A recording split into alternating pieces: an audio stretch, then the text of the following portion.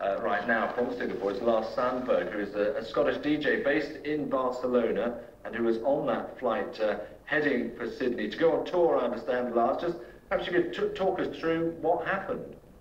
Well, everything was going fine for the first 10 minutes of the second leg of my journey. I mean, I actually started in Barcelona, so this was the Sydney leg of the journey. And around the 12-minute mark to 15-minute mark, there was this huge kind of loud bang, and our part of the actual plane in the back part of the carriage, I was sitting like Qantas A380. Nothing was visible on the wing, but people were visibly shaking. Well, I was shaking for a little bit, and there was this family stood beside of me that I actually looked.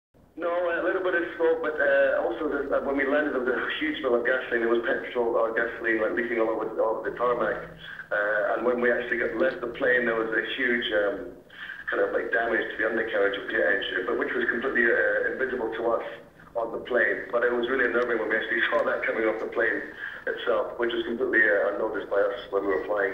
Well, I bet it was. I was going to ask about the flight afterwards, because you spent long enough up there. Once you knew there was a problem as fuel was being discharged, what was the, I suppose, the quality of the flight? Did you get any sense that you effectively lost an engine?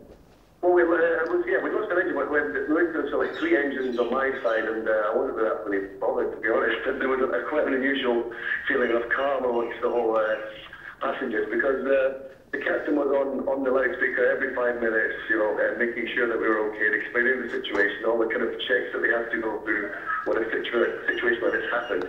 So basically, the feeling was unusually calm, and yeah, we were up there for like 90 minutes. That was quite a long time. But when the Qantas captain keeping us all kind of like, you know, relaxed, it was the actual landing itself wasn't so bad either, to be honest. It was a bit bumpy though, because he did actually say the plane was too heavy to land in this current situation after takeoff.